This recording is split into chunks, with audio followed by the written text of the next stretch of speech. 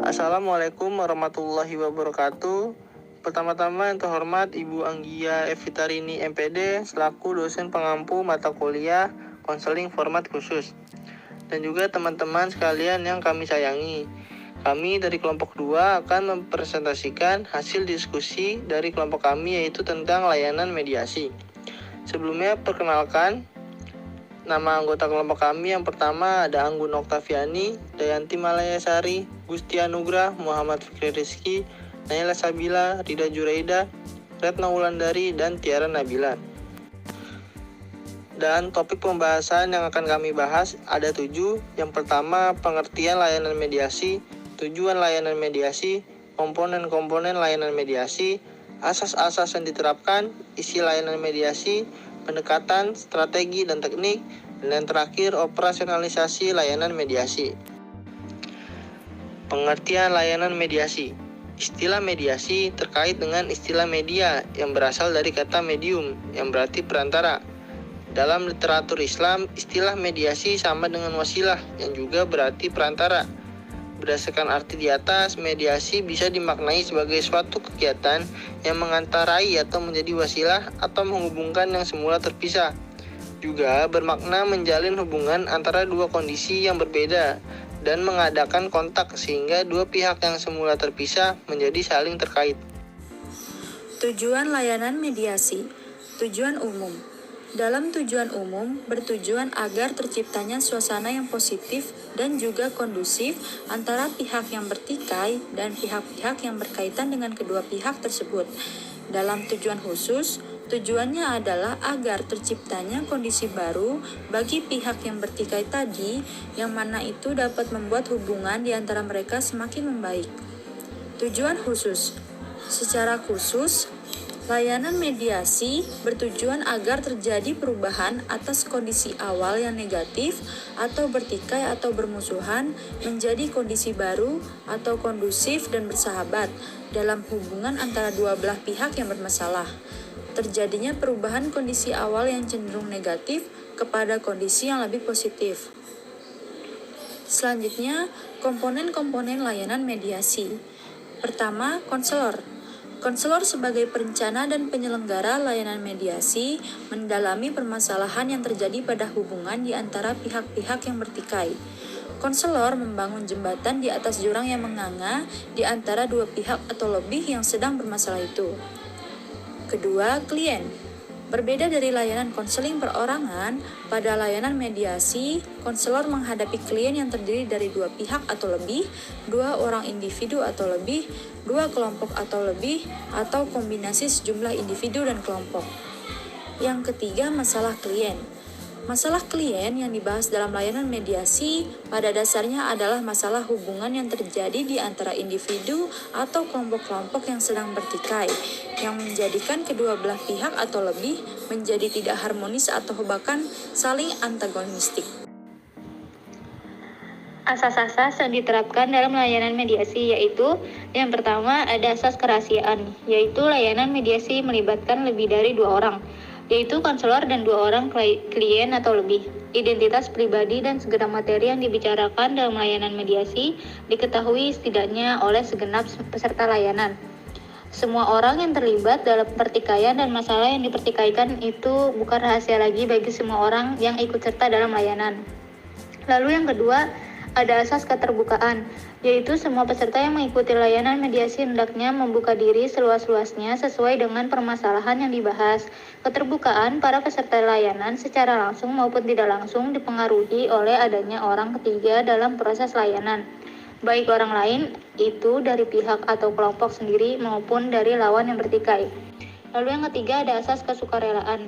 Dalam asas ini, tugas pertama konselor adalah membangun keterbukaan semua peserta layanan melalui cara-cara penerimaan yang baik dan memberikan penstrukturan yang di dalamnya terkandung pengembangan asas kerahasiaan dan keterbukaan, sehingga peserta didik yang mengikuti layanan mediasi ini dapat bersukarela mengikuti proses layanan. Lalu yang keempat ada asas kekinian, yaitu materi yang menjadi fokus bahasan dalam layanan mediasi adalah hal-hal yang bersifat aktual yang menyangkut pikiran, perasaan, persepsi, sikap, dan kemungkinan tindakan yang ada atau berkembang sekarang.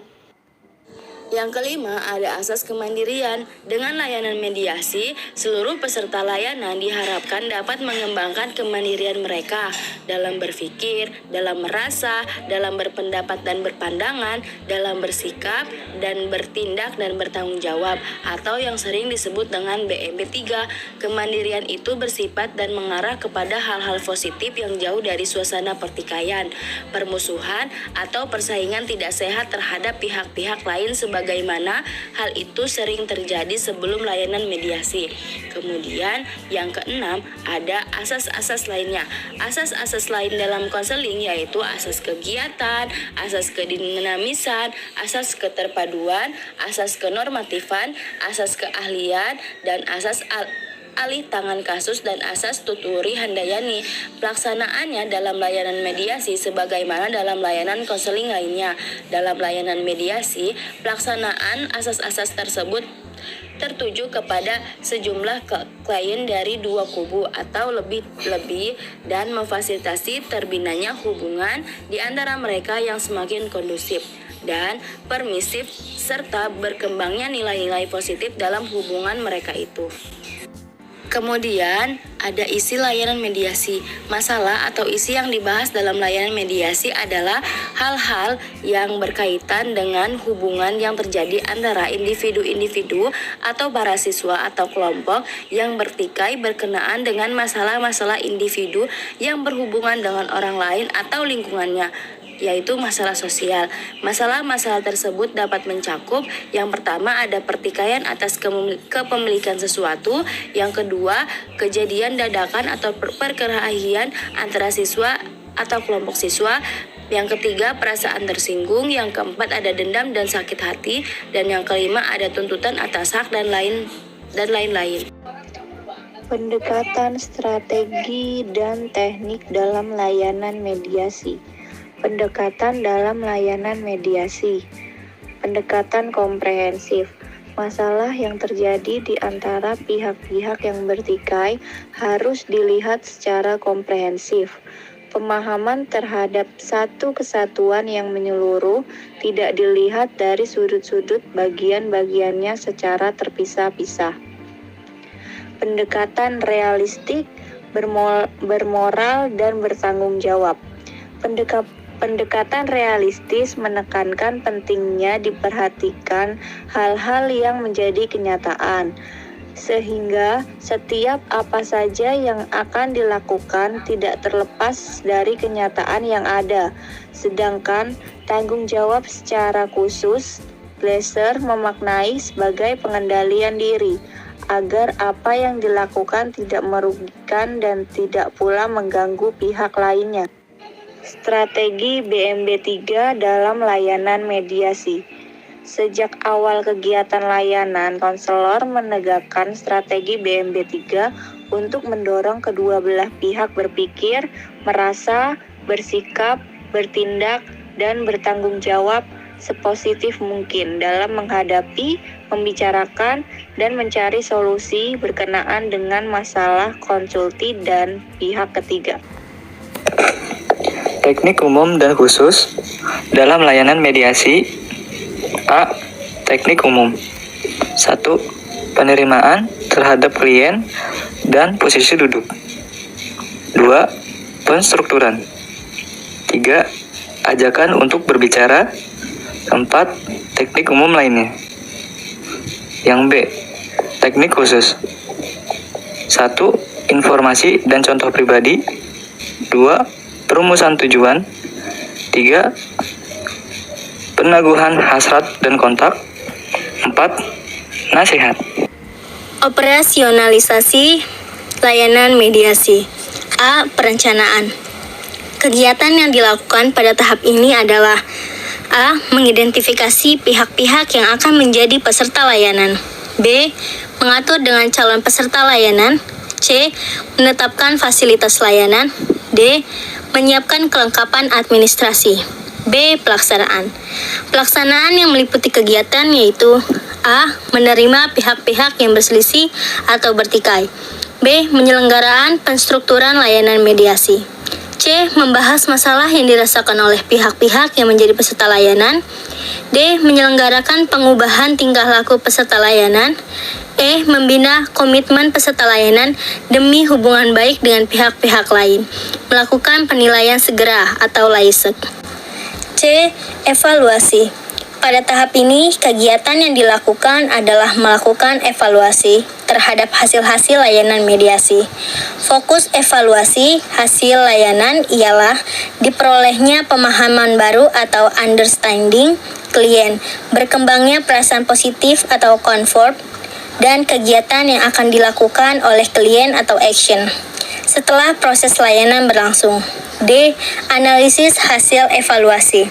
Analisis hasil evaluasi. Pada tahap ini, kegiatan yang dilakukan adalah penafsiran hasil evaluasi dalam kaitannya dengan ketuntasan penyelesaian masalah yang dialami oleh pihak-pihak yang telah mengikuti layanan mediasi. E. Tindak lanjut. Pada tahap ini, kegiatan yang dilakukan adalah menyelenggarakan layanan mediasi lanjutan untuk membicarakan hasil evaluasi dan memantapkan upaya perdamaian di antara pihak-pihak yang berselisih atau bertikai. F. Laporan. Pada tahap ini, kegiatan yang dilakukan adalah A. Membicarakan laporan yang diperlukan oleh pihak-pihak peserta layanan mediasi. B. Mendokumentasikan laporan. Prayitno 2004. Cukup sekian presentasi dari kelompok kami, kurang lebihnya mohon maaf. Terima kasih. Wassalamualaikum warahmatullahi wabarakatuh.